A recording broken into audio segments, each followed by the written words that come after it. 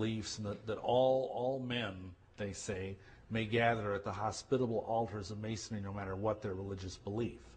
So in that sense, they're very much part of pushing toward a one-world religion, and to view biblical Christianity as basically the enemy. Because biblical Christianity makes unique claims about itself that none of these other groups, the Rosicrucians, the Masons, any of these groups, will acknowledge. Some of us are convinced it's important that Christianity be held distinct from some of the elements that are found here in Rosslyn Chapel. After all, the message of Jesus Christ is very, very unique. But throughout history, you've always found those who want to blend together various ideas, various organizations, and various religions. And here at the Rosslyn Chapel, people can come and they can practically see anything that they want. But within the monument is evidence, not only of what the Templars and Masons came to believe, but perhaps a reflection of things to come. The promise of a land where one day their ancient hope might be fulfilled. For inside Rosslyn Chapel, along with the haunting imagery, is evidence of the New World prior to the discovery of Columbus. Well, there is this window which is decorated. The window frame is decorated with Indian corn or maize, and the chapel was built in the 15th century. So it is strange that Indian corn, which wasn't ever grown here, is used as a motif. The chapel was finished around 1492, the same year Columbus is thought to have come to America. This would mean the carvings would have been completed beforehand. But how did the Masons who built this chapel have knowledge of Indian corn, a crop not grown in Europe and indigenous to the New World? Who knows? There are lots of mysteries about this chapel. Another mystery is the presence of aloe cactus plants, also indigenous to America, and like the Indian corn, carved along the arches of the chapel. But even with these, academics have been skeptical. Yet a third carving, a trefoil plant, or type of clover, is said by Rosslyn Chapel director Stuart Beattie to have convinced one skeptic in particular. The trefoil plant is quite interesting. Rosslyn Chapel does have carvings of plants that we believe came from the New World before Columbus discovered America. We've had these plants investigated, and a botanist from the university had a good look at them, and he wasn't particularly convinced, as academics need to be. He wasn't 100% sure that these plants were in fact aloe cactus and sweet corn. And I think his logic was that the people who went to the New World and recorded these images on parchment brought those images back. They would have been translated to wood and then subsequently translated to stone. And it's that process which removes them from the original 2 or 3 times, which means that there are discrepancies that can build in. And so, being an academic, he was uncomfortable with these images. And when looking around the chapel, he suddenly, his eyes lit up, and he came and got me, and he said, whilst I was fairly unsure about the sweet corn and aloe cactus as being honestly genuine, I have found a trefoil plant on what would have been the outside of the chapel at the time, but is now the baptistry, that would only have been found in the New World. Therefore, I am much more comfortable to say that the other plants are also honest and true.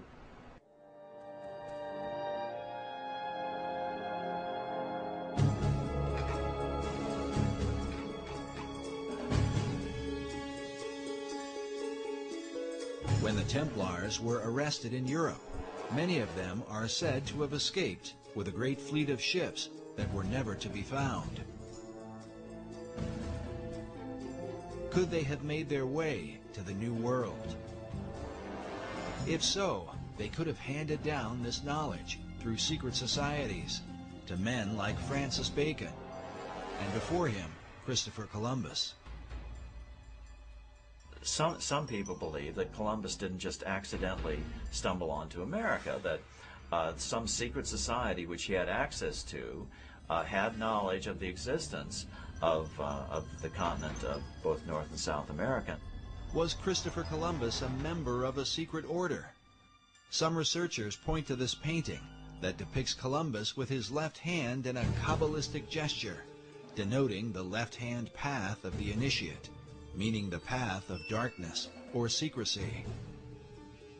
In addition, the ships of Columbus sailed to the New World adorned with red crosses on a white background, the symbol of the Knights Templar. Columbus's wife was the daughter of a famous Knights Templar line that passed along what are called portolands and cartographs that Columbus had direct access to. And we know that he robbed the Portuguese and brought all of those portolands to Isabella and Ferdinand. What I'm suggesting is that people knew about this new Atlantis. They knew at the time of Columbus and before the time of Columbus. But did the secret societies involved view the New World as Atlantis of old? And if so, from where did they develop this idea?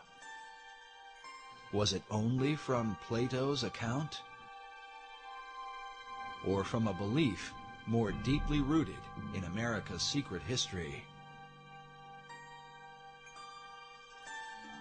In his groundbreaking book, America B.C., Harvard professor Barry Fell reveals the presence of ancient Europeans in New England and the American Midwest as far back as 800 B.C.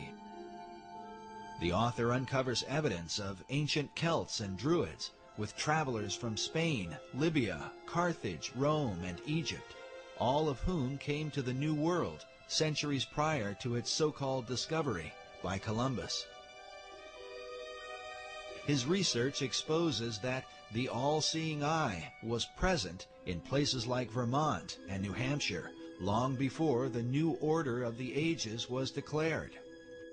Does this stand as proof that America was indeed known by the ancients, and that its destiny has been the plan of secret societies from long ago? Sir Francis Bacon believed it was his mission to reform the world in preparation for building paradise on earth, to lead mankind into a new age. And Bacon himself called himself the herald of the new age, which is the title of Elijah.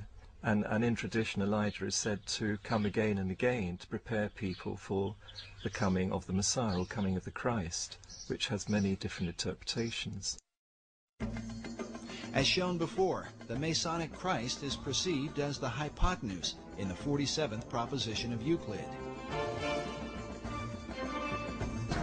This rare Pythagorean symbol is found among the Masonic regalia of the 4th Earl of Rosslyn, whose family owns the Rosslyn Chapel. Oddly enough, this same emblem forms the heart of the design for Washington, D.C., known as the L'Enfant Triangle. Masonic author David Oveson claims that the entire city of Washington is based around this Pythagorean theorem. If so, America's capital might stand as the ultimate dedication to Bacon's great plan, a city designed symbolically to represent the Masonic Christ that Bacon came to herald. If these things are so, what can this mean for the secret destiny of America?